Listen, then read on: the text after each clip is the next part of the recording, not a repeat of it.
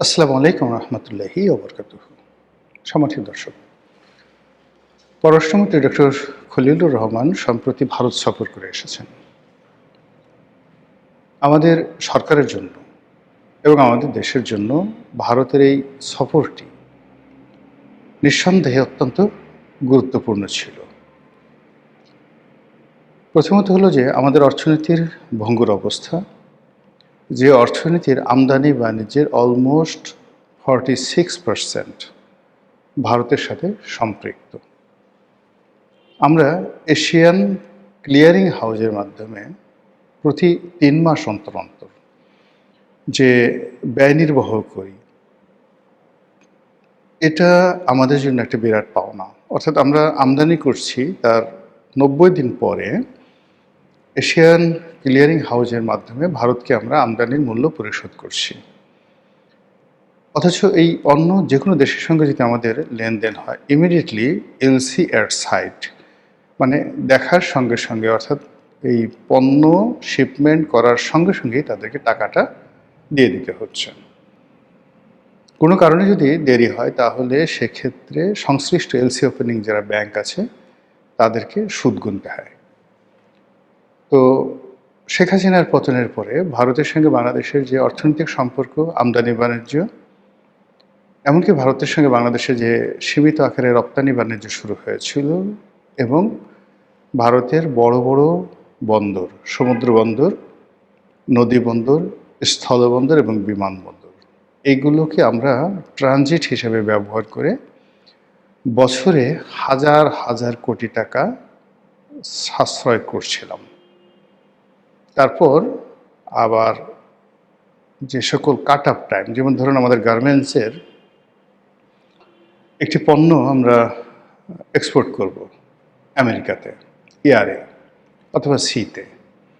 তো সেক্ষেত্রে আমাদের ব্যবসায়ীরা করতো কি, আমাদের যেমন বাংলাদেশ থেকে যদি ধরুন সিঙ্গাপুরে পাঠাই, কলম্বোরে পাঠাই বা দুবাইতে পাঠাই ট্রানজিট পোর্ট হিসেবে, তো সেখান থেকে আবার আমেরিকা বা ইউরোপের যে কানেক্টিভিটি আছে সিতে, এয়ারে, তার চাইতে আমরা যদি ভারতের বন্দরগুলো ব্যবহার করি, বেশ কয়েকটি বন্দর, সেখানে দেখা গেল ব্যবসায়ীরা কানেক্টিভিটি ভালো পায়, রেট কম পায় এবং ট্রানজিট টাইমও তুলনামূলকভাবে কম হয়। এই চুক্তিগুলো শেখ হাসিনার জমানাতে হয়েছিল, যার ফলে আমাদের আমদানি বাণিজ্য এবং রপ্তানি বাণিজ্য রীতিমতো ভারতীয় বন্দরগুলো ব্যবহার করে আমরা নিদারুণ লাভবান হচ্ছিলাম, যেটা ইউনূস সরকারের আমলে বন্ধ হয়ে যায়। এই জিনিসগুলো আমাদের ফেরত পাওয়ার জন্য দরকার।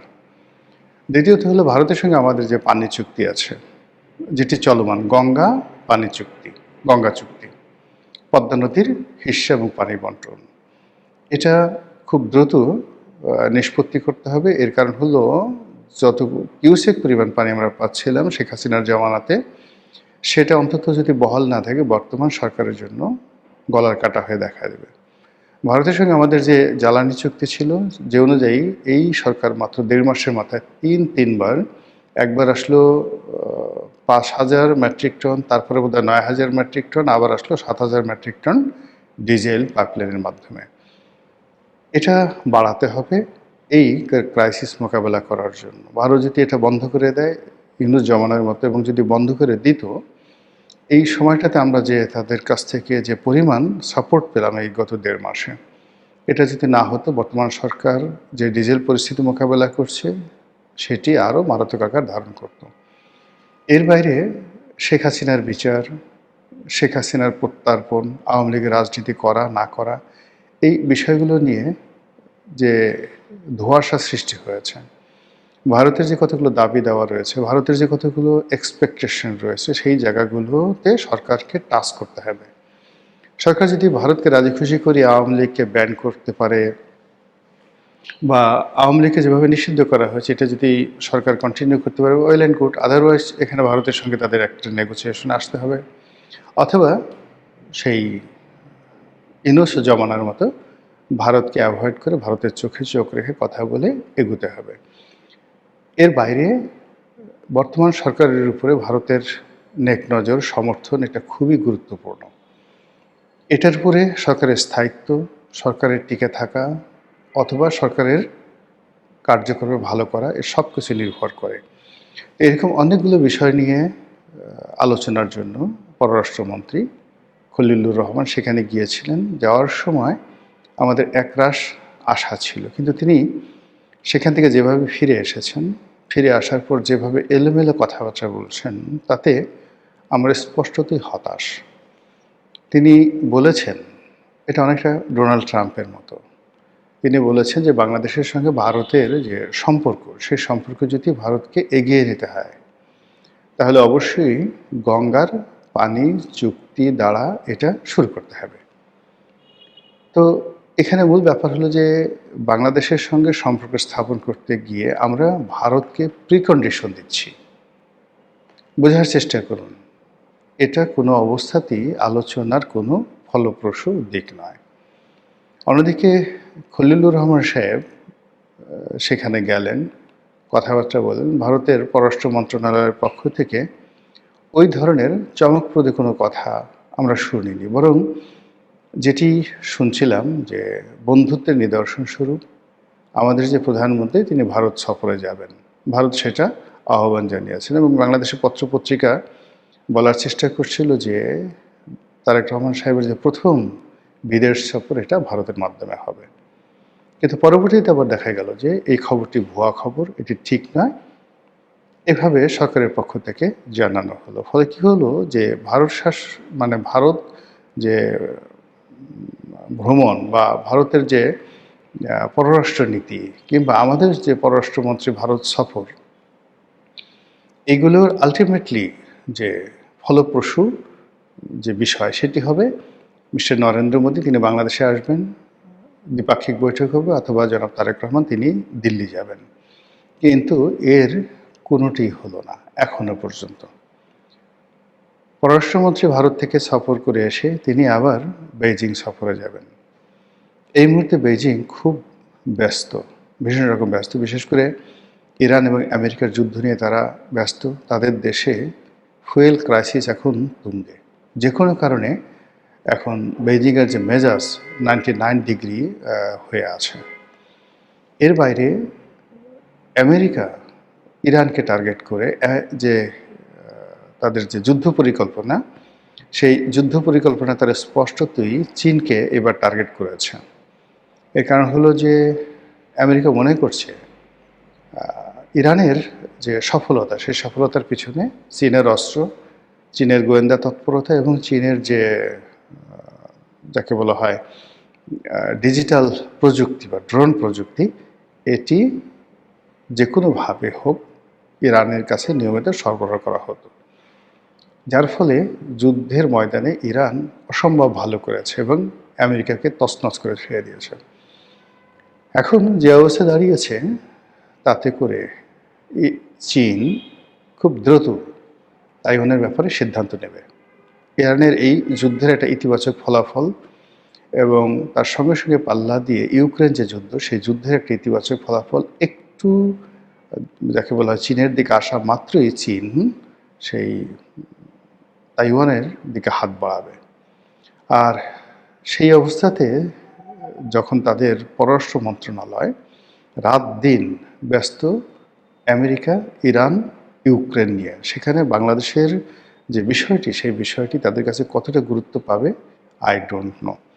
অথচ যদি এই সময়টিতে চীনে যাওয়া হয়, চীন মূলত আমাদেরকে এই মুহূর্তে অর্থনৈতিক সাহায্য ছাড়া আসলে তেমন কিছুই করতে পারবে না। কিন্তু আমার জানা মতে চীন সাধারণত বাংলাদেশের এই যে ক্রাইসিস মোমেন্ট, এই ক্রাইসিস মোমেন্টে তারা কোনো বিনিয়োগ করবে না। যেভাবে শেখ হাসিনার শেষ জমানাতে তিনি যখন সর্বশেষ চীন ভ্রমণ করেছিলেন, তখন চীন কার্যত কোনো টাকা দেয়নি, বরং তার সঙ্গে অসৌজন্যমূলক আচরণ করেছে এবং ওখান থেকে শেখ হাসিনার পতন শুরু হয়েছে। দ্বিতীয়ত ডক্টর মোহাম্মদ ইউনূসও গিয়েছিলেন। প্রথমে বলা হয়েছিল যে সেখান থেকে তিনি প্রচুর টাকা পাবেন, $40 বিলিয়ন পাবেন। পরবর্তীতে দেখা গেল 40 পয়সাও চীন ডক্টর মোহাম্মদ ইউনূসকে দেয়নি। আবার এই মুহূর্তে যেটা আছে, ডক্টর খলিলুর রহমান যদি চীন যান এবং সেখান থেকে খালি হাতে ফিরে আসেন, তাহলে ভারত থেকে তার যে সফর, সেই সফরটা 100% নেতিবাচক হয়ে পড়বে। ফলে সরকার হঠাৎ করে এই যে ভারত সফরে গেল, সফরের পরে আবার এসে আমাদের যে পররাষ্ট্রমন্ত্রী, তিনি একেবারে চুপচাপ হয়ে গেলেন। তার সঙ্গে সঙ্গে তিনি সেই ভারতকে উল্টো শর্ত দিলেন যে বাংলাদেশের সঙ্গে সম্পর্ক করতে হলে গঙ্গা চুক্তি সেটা বাস্তবায়ন করতে হবে, বা গঙ্গা চুক্তিতে বাংলাদেশকে বেনিফিট দিতে হবে, পানির ন্যায্য হিস্সা দিতে হবে। তো এই যে সমস্যা, এই সমস্যাগুলো কেন হলো? আমার কাছে যেটা মনে হয় যে ডক্টর খলিলুর রহমান দিল্লি যাওয়ার পূর্বে ঘটা করে শিরীন শারমিন চৌধুরীকে গ্রেপ্তার করা, এটি রং মেসেজ গেছে দিল্লির কাছে। দ্বিতীয়ত ১/১১-র কুশীলব হিসেবে মাসুদউদ্দিন চৌধুরী এবং মামুন খালেদ, তাদেরকে গ্রেপ্তার করার পরে তাদের কাছ থেকে যে স্বীকারোক্তি আদায় করা হয়েছে বা তারা যে স্বীকারোক্তি দিয়েছেন, যেগুলো পত্রপত্রিকা এসেছে এবং ওপেন সিক্রেট, সেখানে যে সকল কুশীলবদের নাম এসে গেছে তারা বাংলাদেশের সবচেয়ে বড় রুই কাতলা। এই রুই কাতলাগুলো সেই আজকে প্রায় ৩০-৩৫ বছর ধরে দিল্লির দাস হিসেবে, দিল্লির এজেন্ডা বাস্তবায়নকারী হিসেবে তারা বাংলাদেশে বসে সবসময় ক্ষমতার কলকাঠি নাড়ে। আবার একই সময় এই চক্রটি, এই সিন্ডিকেটটি আমেরিকা এবং ইউরোপ, তাদেরও প্রতিবহী হিসাবে, স্বার্থ রক্ষাকারী হিসাবে, দাবিদার হিসাবে বাংলাদেশে কাজ করে। তো খলিলুর রহমান সাহেবের দিল্লি সফরের আগে শিরীন শারমিন চৌধুরীর গ্রেপ্তার এবং ১/১১-র কুশীলব হিসেবে খালেদ মামুন এবং মাসুদউদ্দিন চৌধুরীর গ্রেপ্তার, তার সঙ্গে সঙ্গে যেটাকে আমি বলবো যে সাপের লেচে পা দিয়েছে সরকার, অর্থাৎ ১/১১ সকল কুশীলবের নাম যেভাবে সামনে চলে এসেছে, এতে করে বাকিদেরকেও ধরতে হবে। এবং বাকিদেরকে যদি ধরা না হয় তাহলে এই যে দুজনকে ধরা হয়েছে এটি সরকারের জন্য বুমেরাং হয়ে দেখা দেবে।